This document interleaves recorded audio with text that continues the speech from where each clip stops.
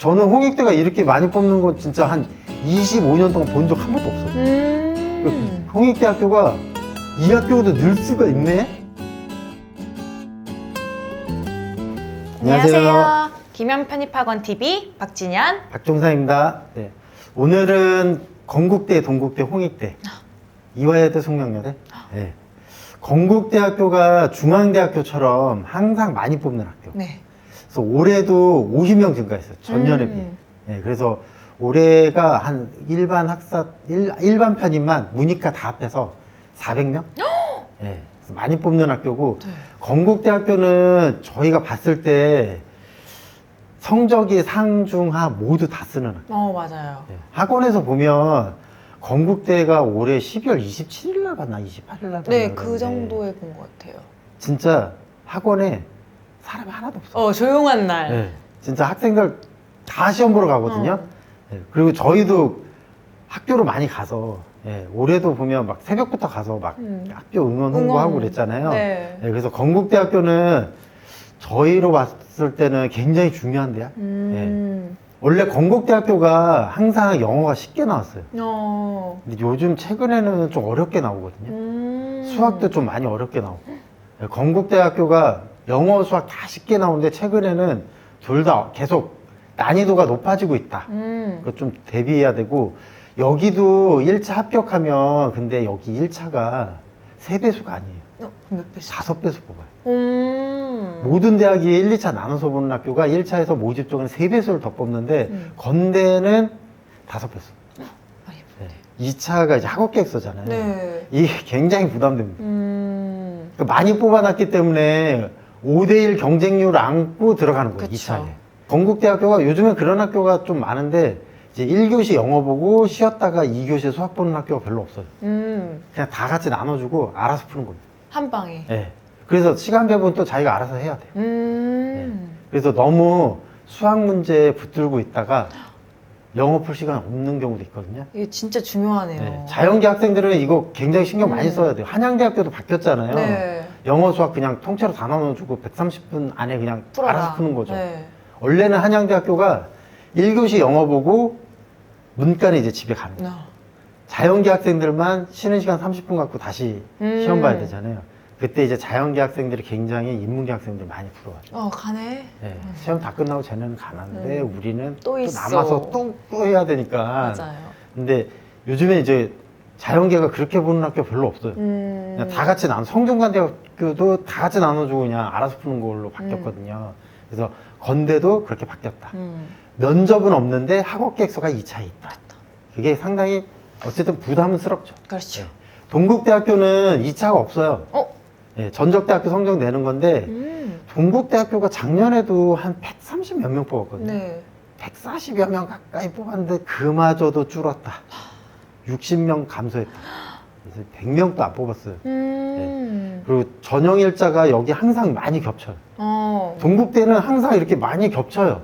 다른 학교랑. 그래서 많이 겹쳤고 2차는 없고. 근데 많이 적게 뽑아서 관심도는 많아요. 학교가 서울의 중앙에 있고, 맞죠. 학교도 거의 건대 수준이니까 관심도는 높은데 조금 뽑아요. 네. 여기가 대표적으로 이제 북한학과, 불교학과가 좀 낮거든요. 네. 근데 운이 좋으면 눈에 띄게 나올 수도 있어요. 근데 이게 매년 뽑진 않아요. 북한학과도 요즘에 안 뽑으니까 잘. 불교학과도 잘 안 뽑아요. 네. 그래서 만약에 나오면은 한번 생각해 보시라는 거죠. 지금은 당연히 생각 안 하겠죠? 그쵸. 초에는 절대 생각 안 해요. 그래서 우리가 학생들 개별 상담할 때 그냥 그 불교학과 가세요. 이렇게 하면 기분 나빠하죠. 그죠. 요거를. 근데 요거는 언제 말하냐면 12월 초에. 11월. 빨라도 11월 요쯤 말하면은 학생들이 좀 관심이 있어요.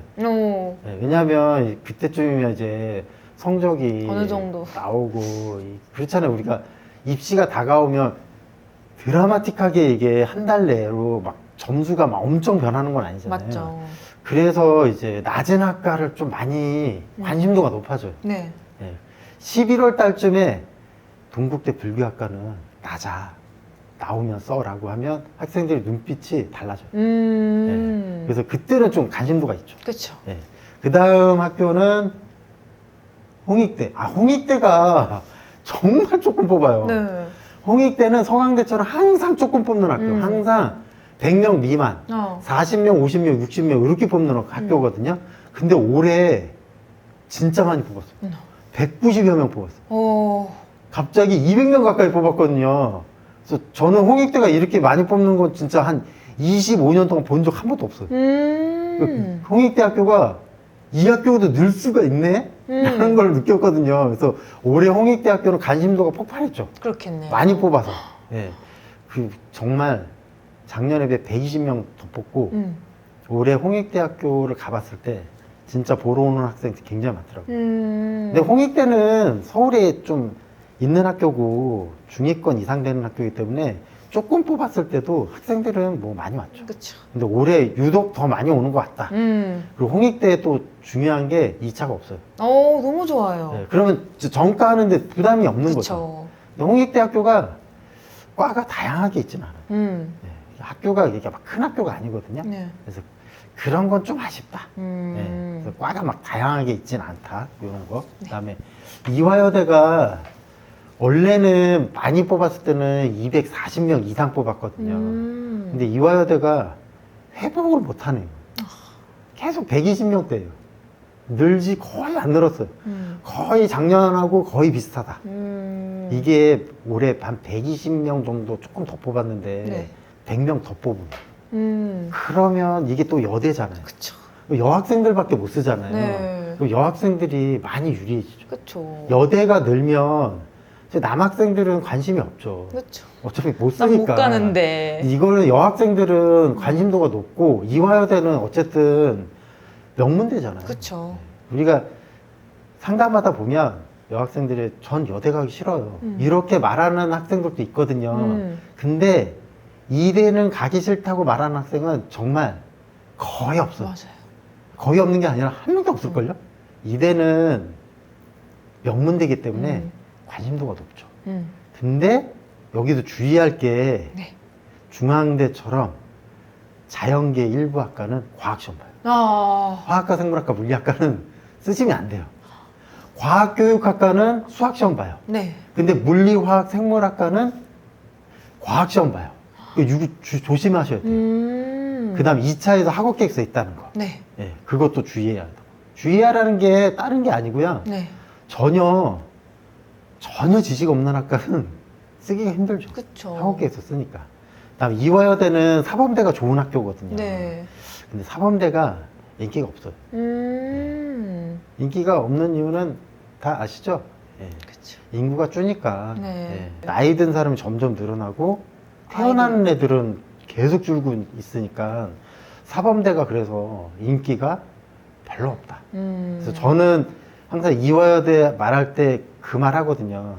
철학과, 사학과 쓸 생각하지 말고 사회교육, 역사교육 이런 데 써라. 과학교육 이런 데 써라. 거기가 제일 낫다. 네, 그래서 이화여대는 이런 것 좀 한번 염두에 두시고 마지막으로 오늘 숙명여대. 숙명여대. 숙명여대는 정말 항상 적게 뽑는 학교. 네.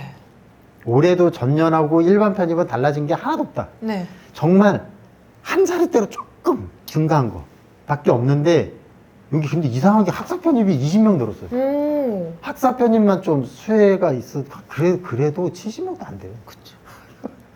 일반 편입보다 학사 편입이 더 뽑는 경우가 별로 없거든요. 네. 거의 없는데 여기 일반보다 학사 편입 더 많이 뽑아요.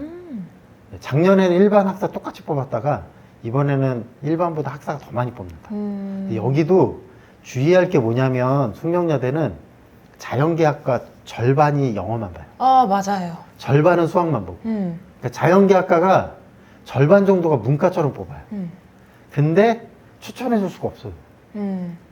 왜냐하면 1차 점수만 놓고 보면 영어만 보는 자연계가 낮긴 낮아요. 그치. 점수가. 근데 학업계획서 있어요. 그리고 숙명여대 학업계획서가 굉장히 까다로워요. 저는 이제 개인적으로 보면 이과 아니고 문과도 보면 여기 숙명여대가 이제 일본 학과가 있거든요. 네. 근데 일본 학과가 확실히 1차 필기시험 합격률이 높아요. 근데 2차에서 다 떨어졌어요. 저는 우리 반 학생들 많이 쓰게 했는데 그 학과 네. 2차까지 다 합격하는 경우가 한 명도 없었어요. 아, 진짜요? 네, 1차는 붙은 사람이 많았어요. 근데 진짜 2차까지 된 사람이 없어요. 제가 기억나는 게 그때는 코로나 전이어서 네. 이화여대도 그렇고 숙명여대도 다 면접 봤어요. 그래서 일본 학과 면접 대비 어떻게 해야 되고 했을 때 제가 그냥 먼 나라 이웃 나라 일본표 읽고 가라고 그랬거든요. 네, 이렇게 하면 다 떨어졌어요. 네, 그때 학업 계획서도 마찬가지예요. 학업 계획서 보던 시절도 코로나 이후에 네. 안 되더라고요. 네, 그래서 여기는 어쨌든 좀 전공 지식이 있어야 돼요. 그렇네요. 네, 없으면 공부를 하셔야 돼요. 음. 전과를 무조건 하지 말라는 소리가 아니라 뭐 대책이 있어야 돼요. 그치. 이렇게 2차 전형 있는 면접 학업 계획서 보는 학교. 그래서 오늘은 건대, 동국대, 홍익대, 이대, 숙대 5개 대학 한번 봤는데 어쨌든 전반적으로 좀 는 학교가 많다. 그렇죠. 네, 다음 시간에 또 다른 학교로 한번 만나보도록 하겠습니다. 이것으로 마치도록 하겠습니다. 네, 감사합니다.